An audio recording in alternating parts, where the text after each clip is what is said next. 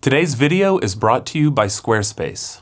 What's up everyone? Lance Hedrick here, and today we're gonna take a look at the Zerno Z1.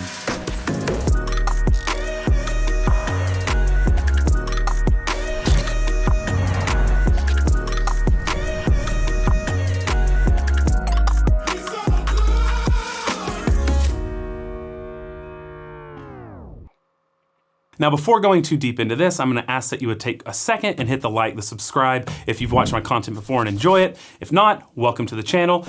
This is a side thing for me. It's not a full-time job. I do that in a big part so that I can maintain as little bias and as much impartiality as possible in these reviews. I also just wanted to make clear that this is not a conventional review. I'm essentially doing a deep dive into this grinder, talking about it because it's going through an evolution currently, and I think it's really interesting, the background of this as well as where they're going. Now, the Zerno is a grinder I've actually been following the progress of for a few years now. I stumbled upon their Instagram one day back when they had 50 or 100 followers and have been kind of following along with it since the beginning, okay? Now, this grinder had a lot of hype at the time. Of course, took a while before it came to market, which was, I think they began to take orders for their version 1 late last fall.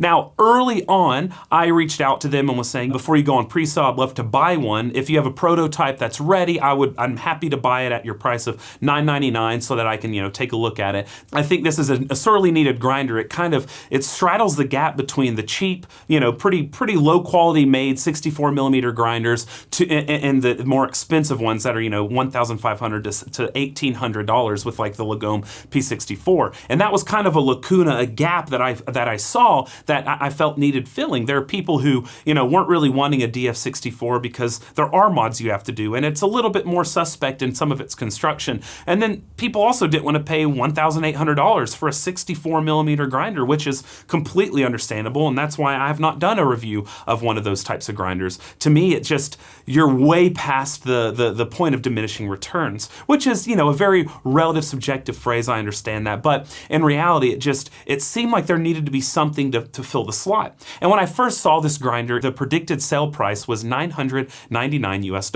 and they were only going to be selling to the US.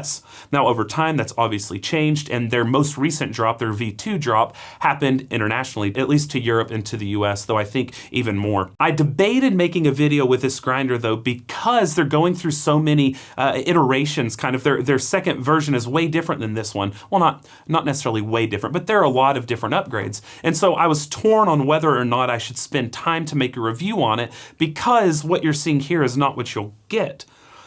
But you'll understand why I make this in a little bit. Now, y'all know me. I am a pile of mess. I don't even know what that means, but that's what I am. I'm crazy. And I have no internet skills whatsoever. So I've actually used Squarespace a few times in my life. I used it a few years ago when I started a coffee shop in Memphis. It's the only way I knew how to build a website. And then last year, I started lancehedrick.coffee in order to kind of put all of my things into one place. I can put all my social media links there in order to push things from my website to social media and vice versa.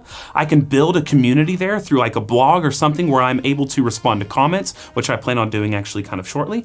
And you can have your own store, which is intuitively created there in order to empower the creator, the person who is making something, to sell it. You can have it all there on Squarespace.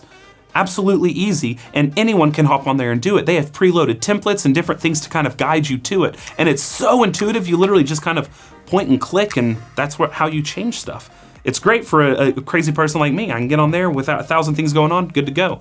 Now, if that sounds like something you want to do, if you have an idea, if you have art you want to show the world, if you want to blog, if you want to start a storefront selling whatever you're making, this might be just for you. And I would recommend checking out their free trial that they offer to anyone by going to squarespace.com and starting that up. Build something beautiful, and once you want to make that go public, feel free to use the link down below, which is squarespace.com/Lance Hedrick for 10% off your purchase. Go have fun, build something beautiful, and let's continue with the video. Thank you, Squarespace. Was talking to Vel, the person who kind of designed this and created it, and was asking him a lot of questions early on. And originally he was going to send some of these to influencers and reviewers in order to get an idea. But then the pre-sale came, and there was a lot of chatter online because there was absolutely no real life using of this other than some videos that they posted.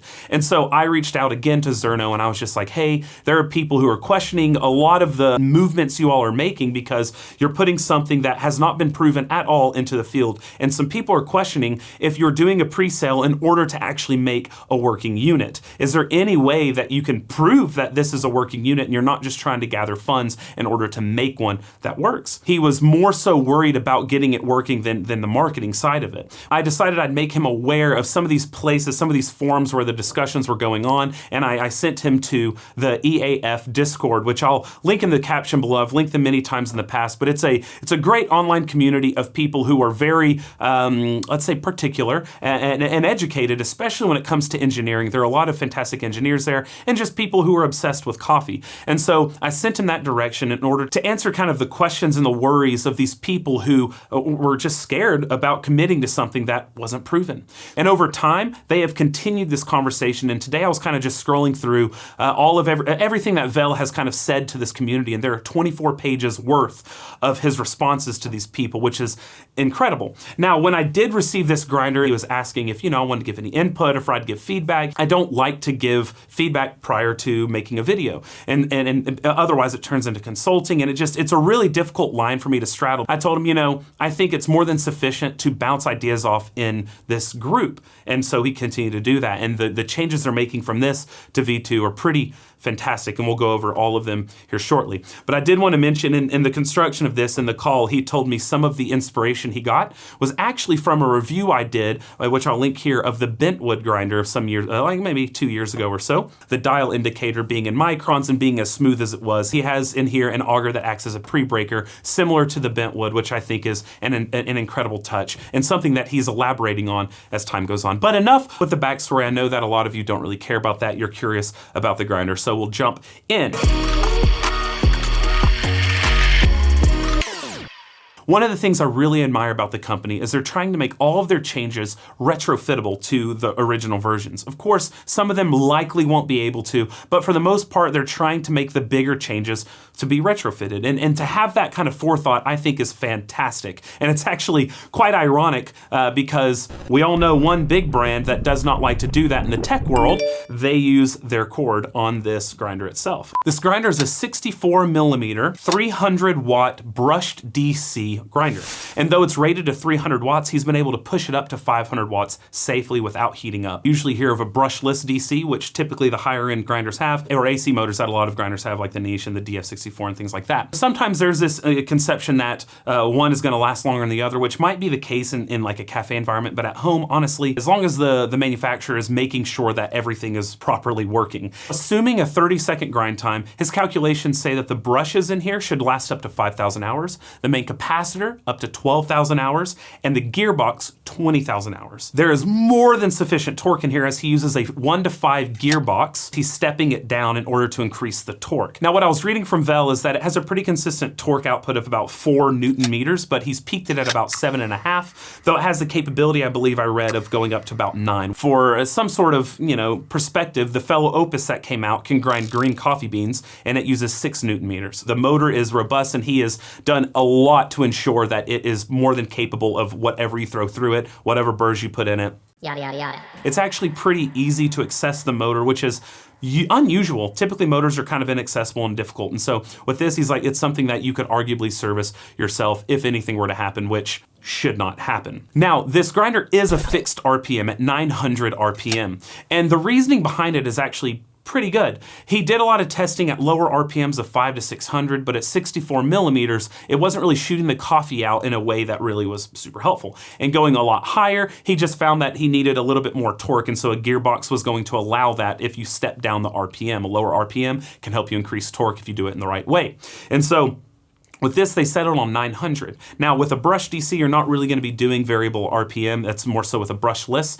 Now, I know that variable RPM is a very hyped up thing, but in reality, whenever you change RPM, it doesn't really change the distribution of the grounds. Instead, it just makes the peak coarser or finer. So let's say that you have your standard RPM at 900. You do a particle size distribution to see the graphing of the grounds. Let's say at 400 microns, we're going at 900 RPM. If we go up to 1500 RPM, the actual microns might be at 600 now. And this isn't real. This is just random numbers. And then let's say we go slower RPM. Let's go down to 500 RPM. Now that original 400 microns might be down at like 300. With cone burrs, RPM has a massive effect on the particle size distribution. Massive. Faster is much more fines production. Slower is much less fine production for a given burr. That's a blanket statement, but it holds up pretty much across the board. Honestly, on my EG1, I just kind of set it at 800 and pretty much forget it. That's just kind of how it is. But something to kind of note with variable RPM is the lower RPM you go, actually counterintuitively, it is more prone to stalling. So I said earlier, if you're doing it right and you have like a gearbox or something where you're lowering and setting an RPM that's lower, you can increase your torque. When you're doing variable RPM, lower RPMs are the ones that are prone to stalling. So that's why you have like in the EG1 or even the P100, if you go low enough, you can stall it, right? This one, you're not gonna have stalling. You can throw down whatever you're wanting into it.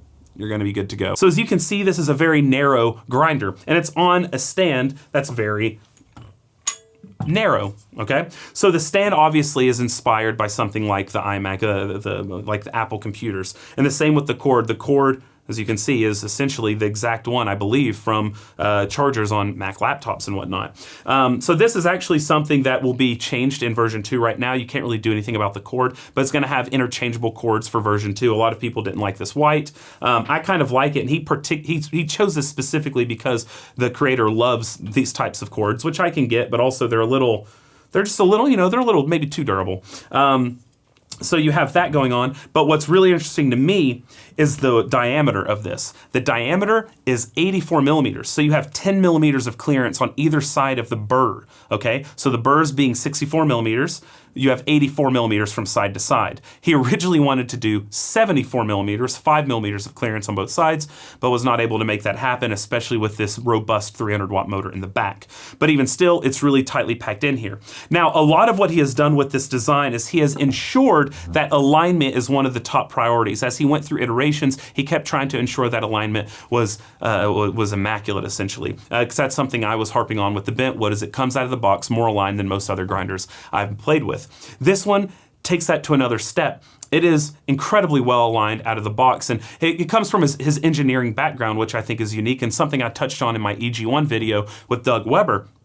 He has an engineering background and talks about how while tolerances are really important, and he goes down to 0.018 millimeter tolerances, that is not everything for alignment. You have to build the components in conjunction with one another, meaning they need to be built with the idea of them fitting perfectly with something else. I know that sounds obvious, but a lot of grinder companies who might not be guided by an engineering degree or something like that kind of just go with, let's get as tight a tolerance as possible. But that doesn't necessarily guarantee alignment, right? If you have all these tolerances stacked up, it becomes a lot more of an issue. So with this, he has built this in a way to ensure you have alignment in a similar way that Weber did, which is taking a position of making sure it's aligned with every piece playing off one another in harmony and with a specific purpose. One of the first things you saw earlier is as I move this, it pops. So this is just a little magnetic chute. And what is great about this is his reasoning was retention's essentially inevitable. It's gonna get caught in crevices somewhere. And so in order to allow the user to get everything out they need, this is magnetic. You can just tap, tap, tap. So whatever's kind of caught in the chute goes straight into it. And this is anodized, by the way. Also adding like an ionizer similar to the Ode that will negate that static. The hopper just pops in and out. It's a nice weighted stainless steel piece of metal, nothing too fancy, nothing frilly. And then we just have kind of a wood cap for it. And of course we have the matching wood, and this pops out like so with a little magnet in the center. Okay, so when you look on the inside, it magnetizes to the bolt that's right there. As I said earlier, the dial is marked in microns, so as you go up and down, it's doing it similar to the Bentwood, where you're dialing based off of micron size, not based off of arbitrary numbers like 1, 2, 3, or 1.1, 1.2, 1.3, or whatever it might be. So you have a much more understandable process when you do it based off burr lock. So I tend to enjoy making burr lock my 0 point and then going from there. Some people people like making 0 point their chirp, but what's most important with these types of grinders is to discuss calibration whenever you're sharing grind sizes. So if you say I ground at 200, but your 0 point is at burr lock, and then someone else says I grind at 300, but their calibration is at burr chirp, those are going to be completely different measurements, right? You're not going to be able to take someone's 300 and put it on your grinder if you have a different 0 point, right? So I prefer to just go down to where the burrs lock, just slightly like so, and that's where I'll set my 0 point. And setting the 0 point is very easy. All you have to do with that is when you take this off, you just unscrew this bolt slightly, and then you're able to move this to wherever you want your 0 point to be. Now, what they try to do is have a distance of 20 or 30 microns between that burr lock and the first chirp, which is incredibly tight. Now, you can improve that by shimming, but honestly, when you're that tight, I think it's really good to go. And in fact, what happens with on the bentwood itself, normally out of the box, what I've noticed with the different units I've used, you have the distance between burr lock to burr chirp out of the box is anywhere from like 50, 60 microns to 100, 110 microns. Now you can definitely improve that down to 30 or 40, but you're gonna have to shim. This one, from all that I've read online, from all the different users who got the V1, no one has really had more than 30 or 40 off of burr lock, and that's assuming burr lock is a pretty loose burr lock. Okay, so you just kind of go until it stops, not until it's fully locked. So very nice tolerances, very nice assembly in order to achieve really good alignment. So all that's going to kind of transfer over to the new version. So one of the other things is the switch on the side is a little bit obtrusive, to be honest with you.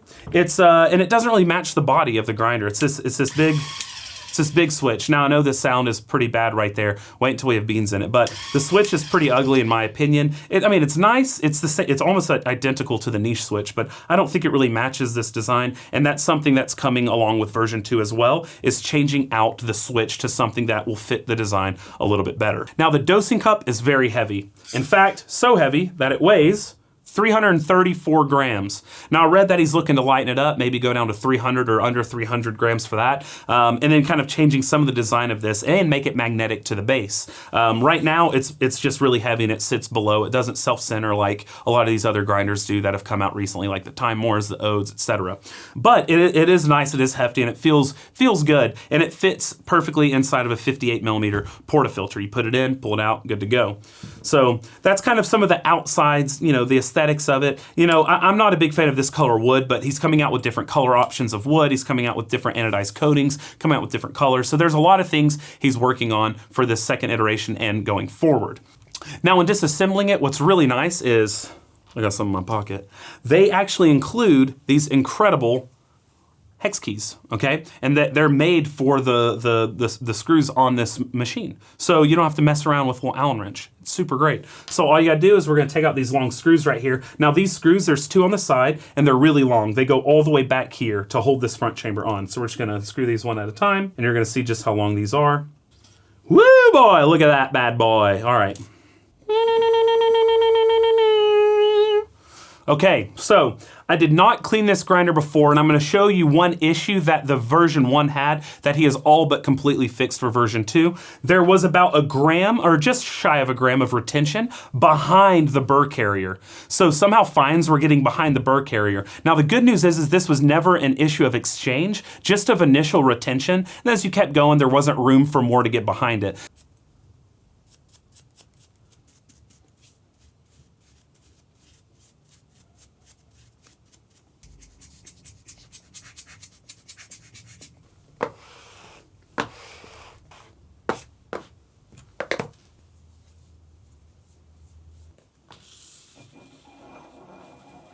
So we got about 0.7, 0.8 grams on that. But like I said, he has fixed this on the next version, so there's not really a way for the grounds to get around in order to cause that retention. But again, even if it was there, it's not exchanging, so it's not the biggest deal in the world. It's just not the greatest thing in the world. Now what's really cool is he has in here a loaded 80-pound spring that he says doesn't really affect alignment, but it really helps with the dialing in. And on top of that, there's no key that you have to put in. Kind of like on the EK43 where you have that little key that you have to put in order for it to grab the rotating burr. This one you don't have that, which is really great. And you also see right here, the auger has these ribs and he has it at a tight tolerance with inside of the chamber itself. And the idea is to use the auger as a pre-breaker. Now it is important important to note that just because there is an auger feeding beans to the burrs does not mean that the auger is acting as a pre-breaker. You have to have the auger close enough to the walls of the entryway in order for it to push it against the wall and crack them in half prior to being fed into the burr set itself. Now what's really cool is on this next version, he's offering multiple different augers for different feed rates of the beans into the burrs. So he's able to manipulate it based off of the grooves to feed the beans in more slowly or more quickly, which will greatly affect the particle size distribution. So a slow feed versus a fast feed, they have different distributions essentially because they spend different amount of times in the burrs. So whereas RPM doesn't really affect the particle size distribution, the amount of time spent in the burrs really does. So if you put a ton of beans going through at once versus slowly trickling them so there's nothing really pushing them out, there's going to be a difference there. And so this is a really exciting thing that I've never seen done before in a grinder, and I'm really excited to be able to play with these different augers as they should be retrofitted to my own version here. In this grinder right now, I have the SSP high uniformity burrs, but of course you can put whatever 64mm burrs you want in there. You have the multi-purpose burrs, you've got the cast burrs from SSP, then you have like Mazda burrs for instance. They all will fit and none of them have an issue chewing through beans. Now something he noticed is that each of them do have a different lock to chirp point, which he's used a dial indicator to kind of see how the burrs are, and of course with SSP's really intense construction, he said that they weren't warped or anything like that. So it's a little, he's a little unsure as to why the case might be that they're chirping at different points, but the fact of the matter is he said typically he found the multi-purpose burrs to have a bigger jump between lock and chirp versus some of the other ones. Also sound is going to be changed based off the burr set because of how they're interacting with the beans. And so there's a lot of different things that kind of go into play here. And Vel has just jumped down the rabbit hole fully. And that's, as you can see, this is why I'm doing the review. I'm really excited about a lot of the innovation and intention he's put behind his design and the fact he is open to the community for responses. Now, I turned him down on helping him, but the community at large has been very helpful. And honestly, they're making some incredible suggestions that I'm really excited about. I don't think I would have thought about a variable auger, changing out the augers. You know, a lot of people think of changing burrs, but he's given you a completely different set of variables by changing out the auger itself. Really, really cool stuff. Now, as you can see here, the back burr is just mounted right there. Very easy to change out the screws. Now, a lot more of the alignment that comes in is back here, but this is a part he was saying he puts on himself using a lot of different instruments to ensure really good alignment, and he does not recommend you taking this off, and I'm not gonna take it off. Why would I take it off? I'm getting great coffee out of this without having to do it. I have nice alignment without having to do it, so I'm not touching that daggum thing. I was grilling him with questions when we had our call. I was like,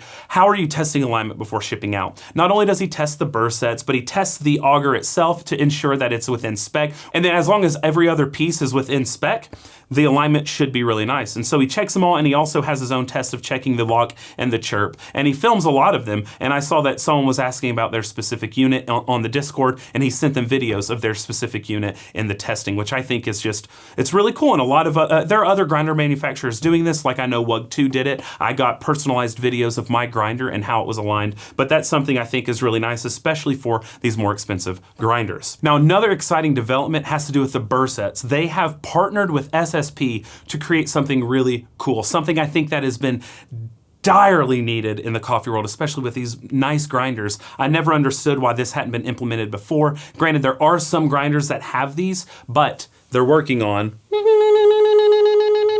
another little prize in my pocket.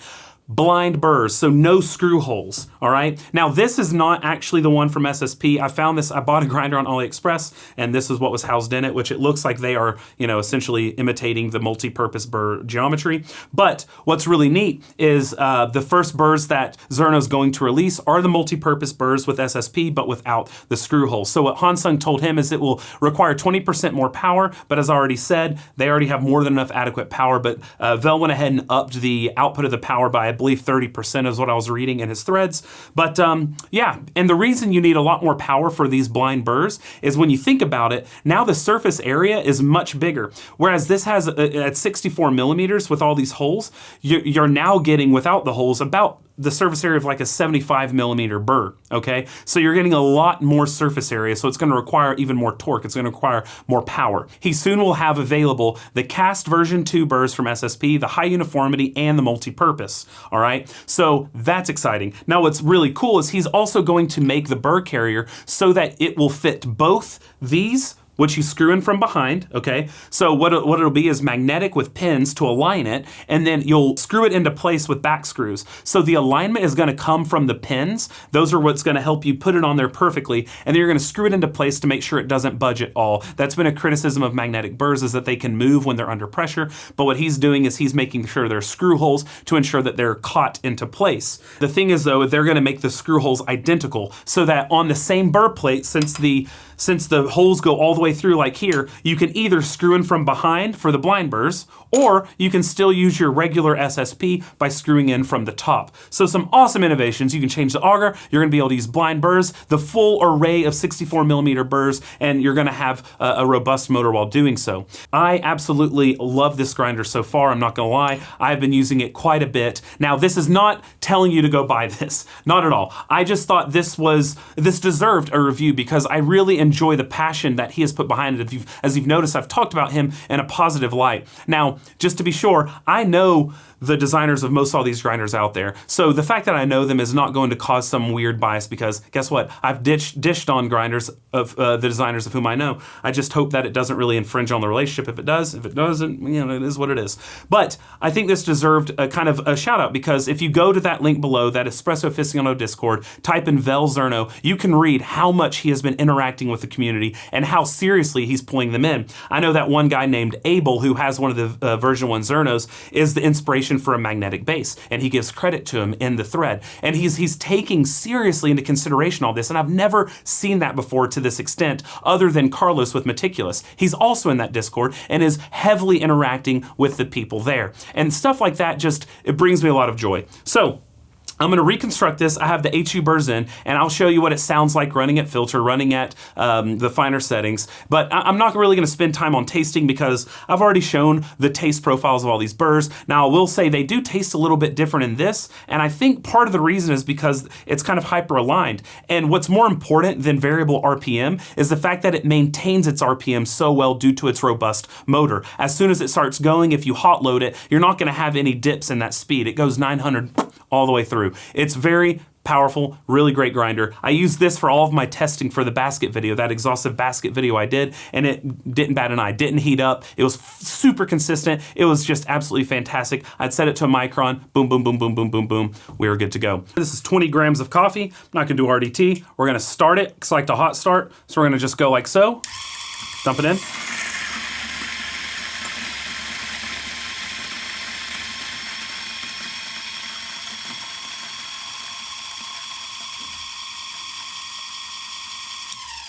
Kind of has a high pitch kind of thing going on there. And then obviously, if I don't use RDT, there's a lot of static down there. And as you see, the chute is now clean, all good to go. All right, so that's kind of what it sounds like, and that's kind of the speed with HU burrs. Obviously, different burrs will give you different times because it's dependent on the geometry, et cetera, et cetera, et cetera. Now, espresso. We're down at about 200-ish microns.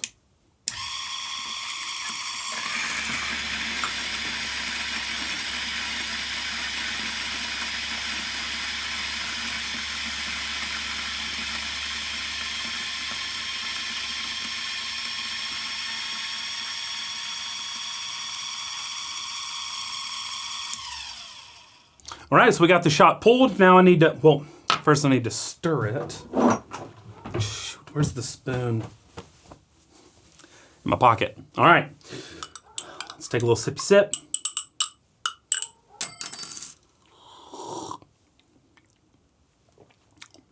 Just what I expect from HU burrs. It's got a really nice coating mouthfeel, really sweet, but that doesn't really matter right now because I've already rambled on about 64 millimeter burrs in multiple videos, so this isn't a burr review, this is just talking about the grinder.